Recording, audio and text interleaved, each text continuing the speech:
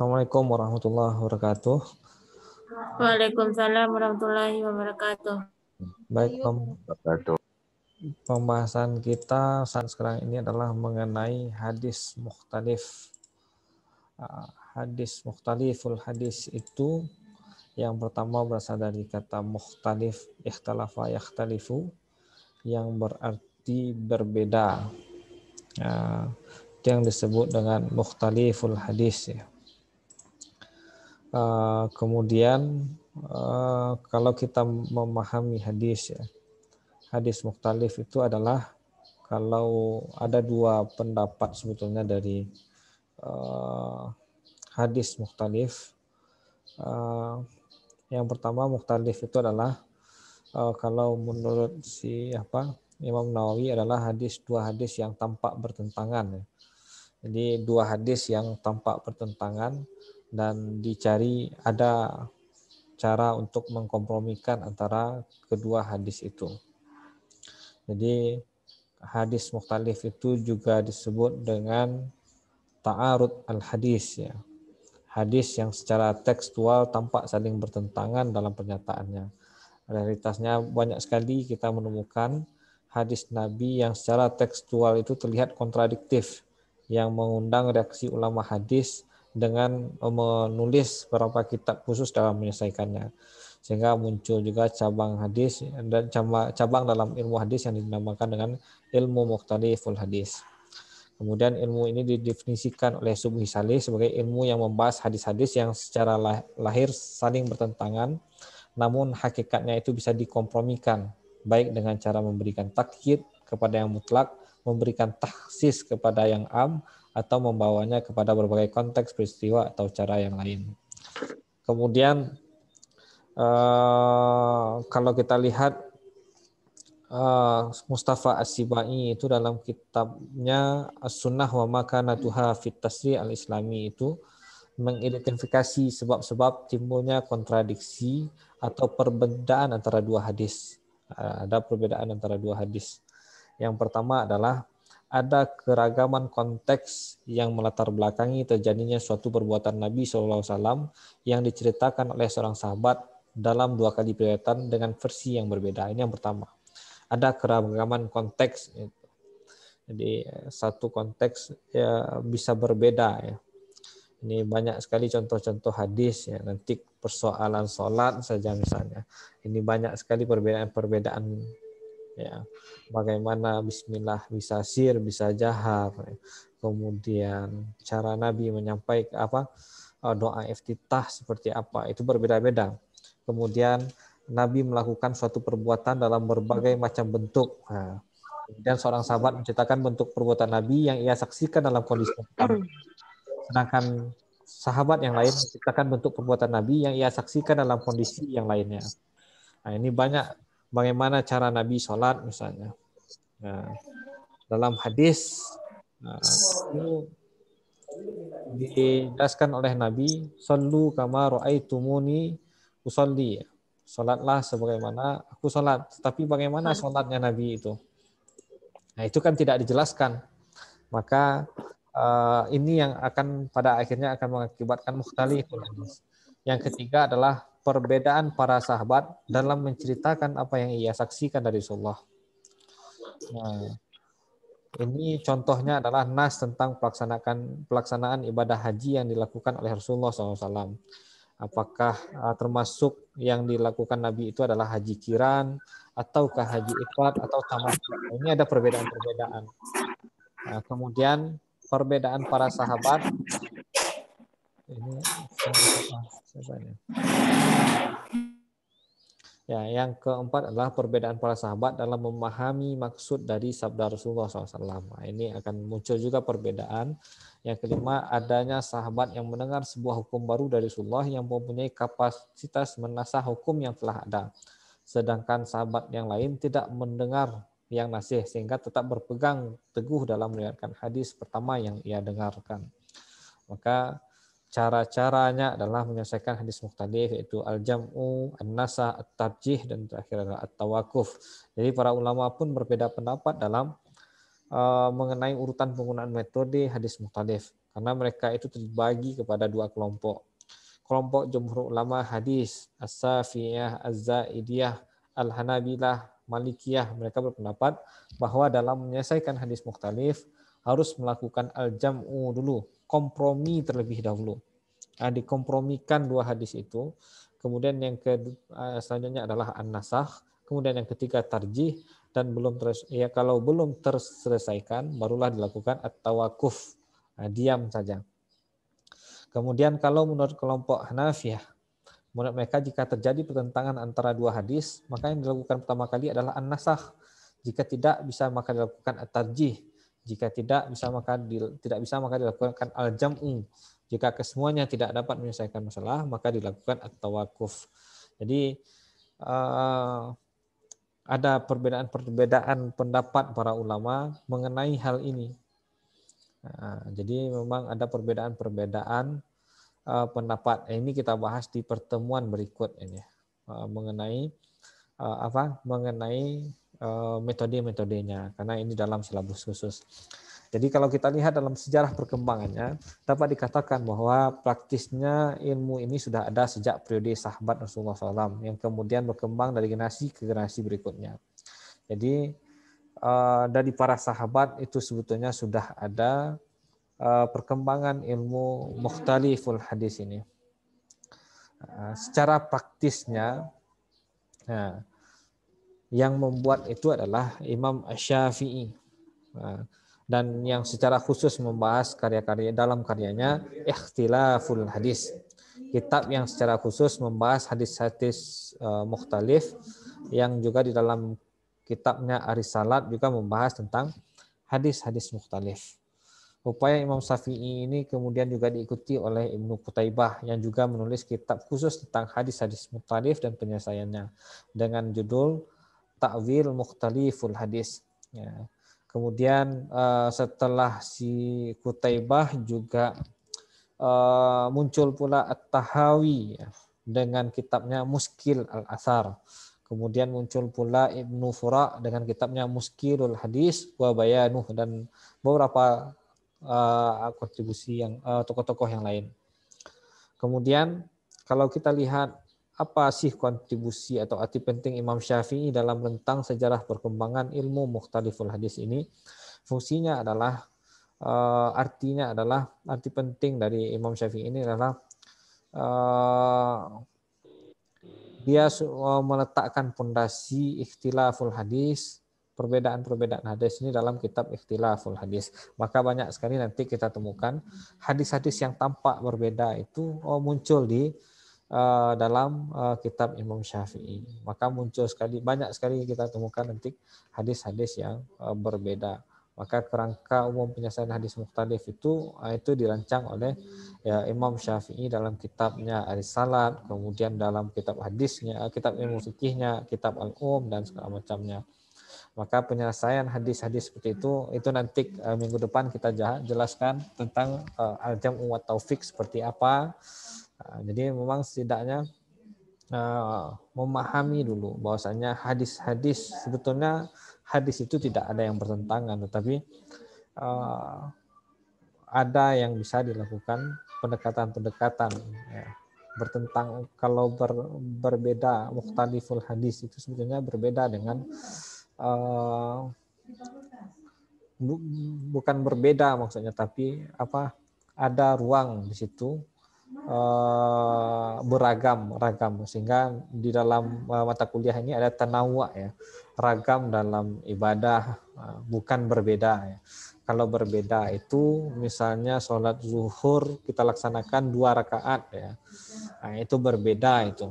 Tapi kalau cara sholat zuhurnya itu ada yang pakai doa iftitahnya kabirau satu, ada yang Allahumma ba'id, itu kan tanawwu larinya, bukan kepada itu yang dimaksud dengan mukhtalaf sebetulnya ragam. Kalau perbedaan yang berbeda secara konsepnya. Nah, hal-hal seperti ini yang kita pelajari dalam mata kuliah hadis mukhtalaf wa tanawwu ibadah. Silakan kalau ada pertanyaan.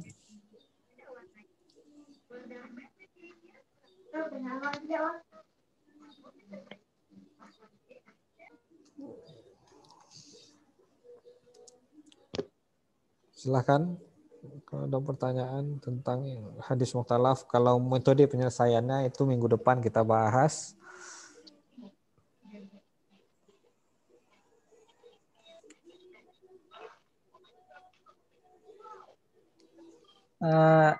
Izin bertanya boleh Pak? Ya, silakan. Ada nggak gitu golongan yang menolak misalnya menggunakan metode mukhtalaf hadis nih Pak? Mukhtalafun. Ya. Kan mukhtalaf hadis itu kan hadis-hadis yang ikhtilaf gitu kan Pak? Ada Ya. ikhtilaf. Ada nggak golongan yang kira-kira menolak gitu Pak tentang ilmu ini? Kalau ya ini yang perlu didudukkan yang pertama. Mukhtalaful hadis adalah hadis-hadis yang bertentangan.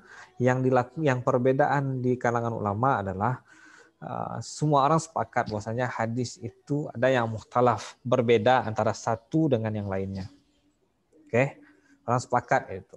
Kemudian yang kedua, cara penyelesaiannya itu. Nah, ini yang kita bahas nanti ya. Al-jam'u wat taufiq, dikompromikan hadis. Kedua hadis itu dikompromikan.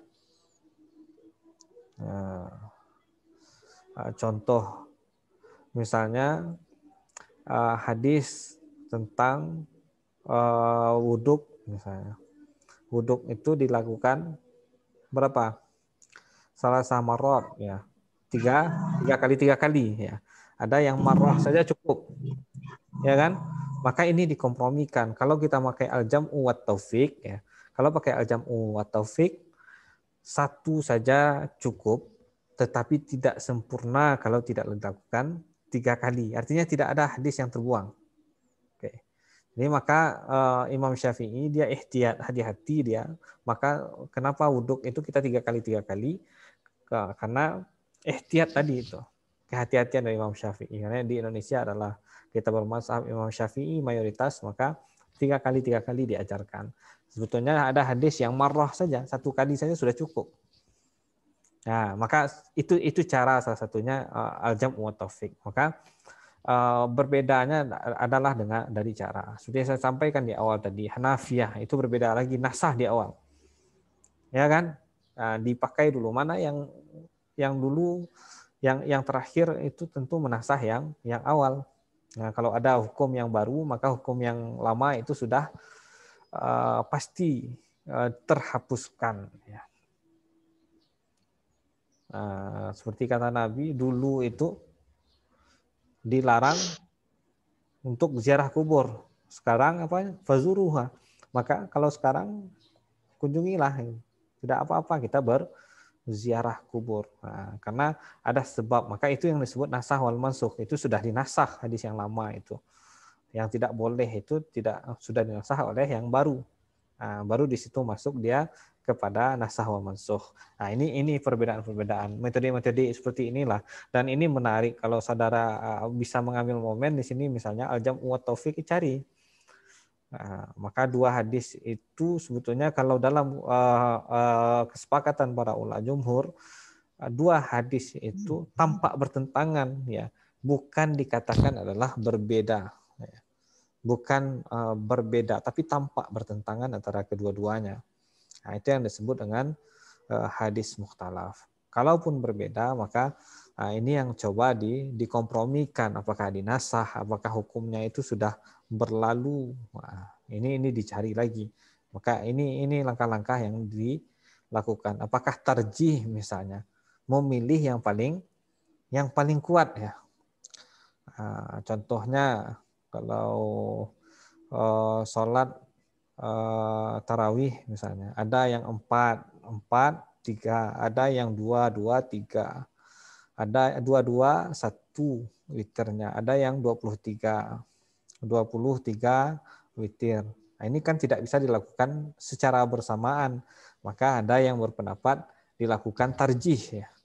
Dipilih mana yang paling kuat. Nah, yang paling kuat menurut siapa? Kita yang melakukan sesuai dengan dalil-dalil yang sudah didapatkan. Maka sebetulnya tidak bisa pula kita paksakan. Misalnya si Adrika ingin memaksakan ya, sholat harus seperti ini karena inilah yang paling benar menurut Nabi. Menurut yang lain tentu ada pula sumbernya yang sepakat. Ya, kita sekarang ini persoalan-persoalan agama ini kenapa bermasalah ya karena kita sering sekali memaksakan pendapat kita sendiri, ya, ego dari kita sendiri tanpa melihat dalil-dalil yang ada dari yang lain. Orang minta dalil ya seperti yang didiskusi tadi, orang minta dalil tentu perlu kita memiliki dalil-dalilnya seperti apa. Nah, inilah gunanya kita kuliah ya. Kita mempelajari, mencari langsung dalil-dalilnya. Misalnya sholat seperti apa. Ini dalam silabus ini sudah ada saya bikin kan. Nah, itu bisa jelas ya. Ada pertanyaan yang lain? Saya kira cukup. Ada yang lain yang bertanya?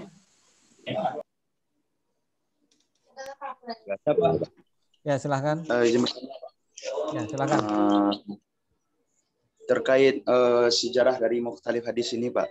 Ya. Kan kata Bapak, mukhtalif hadis ini sebenarnya sudah ditemukan semenjak masa sahabat gitu, Pak. Iya. Kira-kira pada masa siapa itu, Pak? Atau pada tahun berapa? Dan kira-kira hadis apa yang ditemukan tampak mukhtalif itu, Pak, berbeda gitu?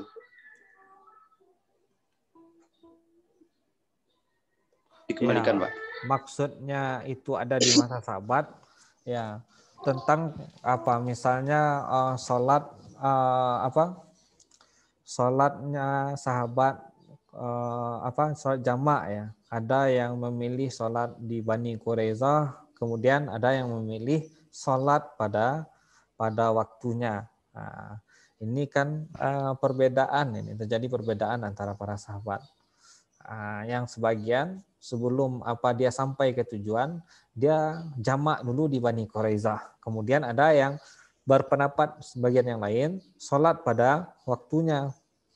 Kemudian ini contoh-contoh yang sederhana sebetulnya persoalan sejarah di sahabat jamak itu. Tapi belum tersistematis seperti yang dilakukan oleh Imam Syafi'i dalam bukunya Ikhtilaful Hadis, atau diaplikasikan dalam kitabnya Risalah dan kitab Al-Um.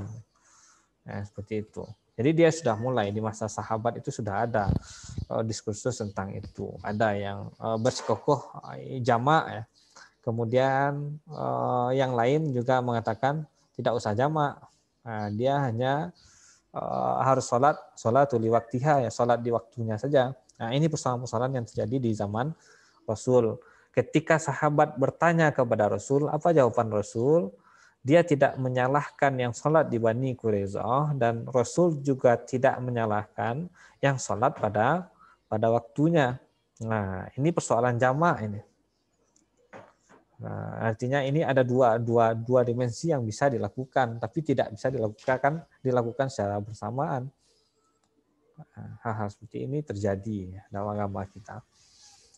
Jadi memang dalam beragama juga tidak bisa kita memaksakan kehendak kita sendiri, juga tidak bisa. Ya, ada dalil-dalil sehingga mazhab pun ada 4 ya yang mayoritas dipakai oleh umat Islam. Ada mazhab Syafi'i, mazhab Hanafi, Maliki, mazhab Imam Ahmad ya. Ini berbeda cara pandangnya. Seperti itu. Gak ada pertanyaan yang lain? Saya kira itu.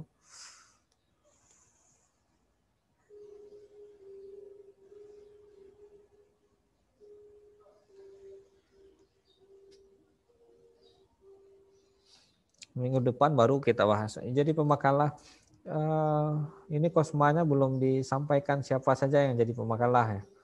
Di share saja di grup WA siapa yang jadi pemakalahnya, kelompok 1, 2, 3-nya siapa, ini belum ada ya. Ini penting juga untuk kalau di grup kelas sudah share, Pak. Cuman di grup kuliah belum kayaknya, Pak. Ya, di grup kuliah saja. Nanti saya share, Pak. Ya, share aja di grup udah. Oke, ada yang lain yang bertanya sebelum zuhur masuk ini? Oh iya Pak, ini kan Zoom-nya direkam Pak.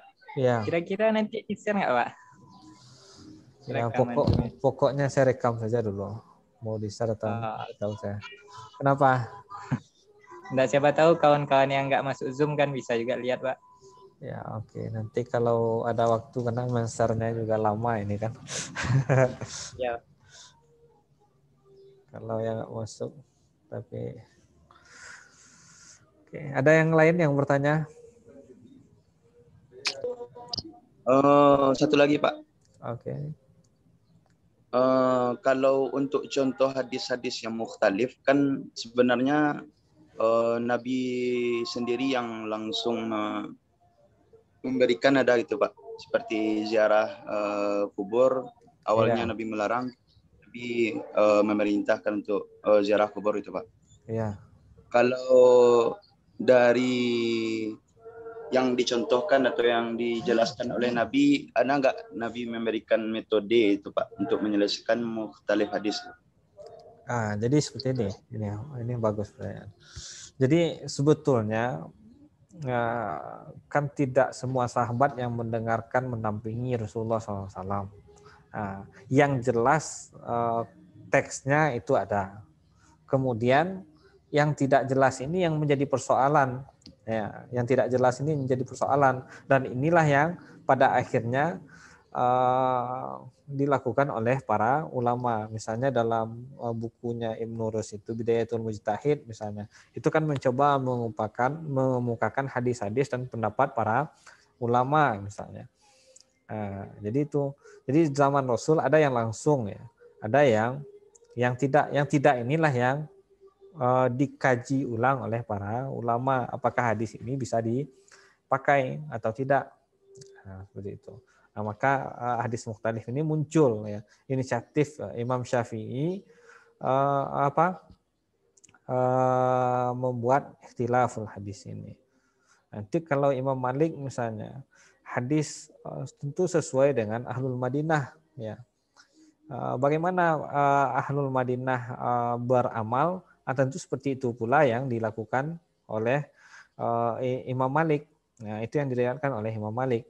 Tetapi menurut Imam Syafi'i tidak harus dari Ahlul Madinah. Seketika hadis itu sahih, bisa diamalkan, makmul bi, maka ini yang jadi perbedaan antara satu dengan yang lain. Ya, persoalan sederhana kan saya sampaikan, sholat saja itu berbeda. Sholatnya kita satu sama lain saja berbeda. Sholat antara Muhammadiyah dengan NU misalnya, ormas terbesar di Indonesia itu, ormas Islam terbesar di Indonesia itu berbeda. Antara Tarbiyah, Perti, Salafiyah, itu ada perbedaan-perbedaan pendapat ya. Dan yang perbedaan pendapat itu sebetulnya bukan dalam perbedaan akidah. Kalau Syiah itu jauh berbeda dengan kita, tapi yang lain-lain ini kan perlu kita kaji ya. Apakah ada dasarnya atau tidak? Apakah menyalahi atau tidak? Ini sering terjadi. Jadi yang jelas yang disampaikan oleh Nabi berbeda itu, kalau seandainya ada tuntunan dari Nabi, maka tidak perlu lagi ada mukhtaliful hadis ini. Ya kan? Nah, tetapi karena ada perbedaan-perbedaan misalnya. Nah, inilah yang terjadi. Ya, saya kira itu Ahmad Fadi. Ini perlu kita banyak membaca lagi untuk wawasan apanya.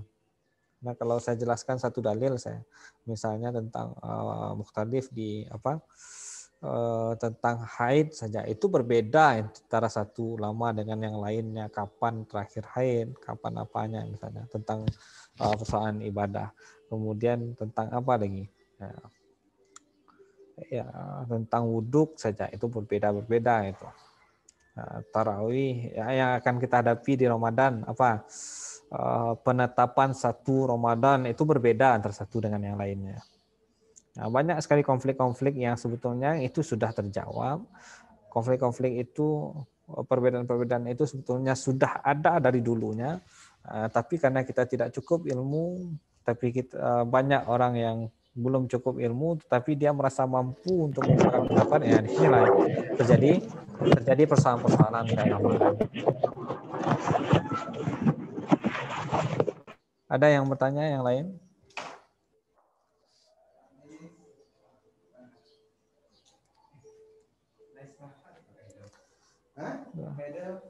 Silakan.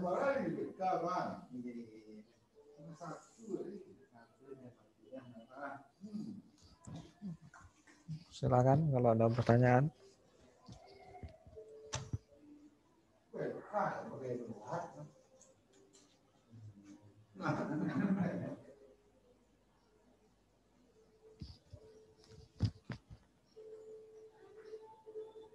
Atau ada yang memiliki pendapat yang berbeda juga tidak masalah.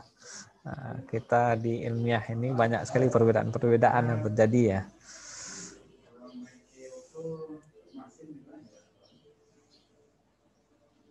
Nanti jadi pemakalah untuk minggu depan ya, misalnya al-jam'u wat taufik ya, kemukakanlah contoh-contoh yang meyakinkan kita di makalah. Ini makalah yang pertama ini sudah bagus juga. Kemudian kalau bisa dikembangkan lagi oleh makalah yang lain, ini persoalan apa misalnya?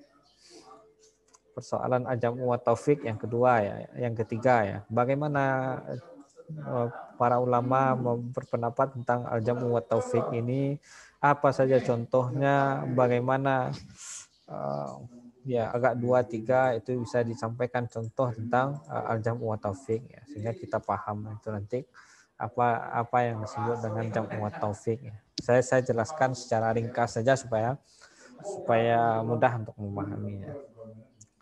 Baik, kalau tidak ada pertanyaan, kita tutup pertemuan kita. Ya, kalau ada waktu, ya kita di pertemuan-pertemuan akhir ini, saran saya memang ini saudara di semester 6, tamat lagi di semester 7, harapannya bisa tamat di semester 7. Ya, di perkuliahan hadis mukhtalaf atau nama ibadah ini, yakinlah banyak sekali ide-ide untuk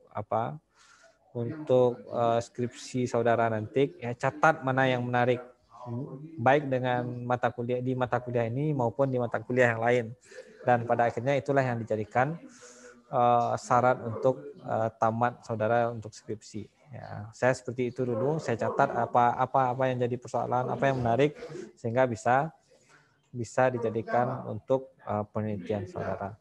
Kalau tidak ada pertanyaan, saya tutup mata kuliah kita ini dengan membaca doa kafaratul majelis. Subhanakallahumma wa bihamdika asyhadu an la ilaha illa anta astaghfiruka wa atubu ilaik. Assalamualaikum warahmatullahi wabarakatuh. Waalaikumsalam warahmatullahi wabarakatuh.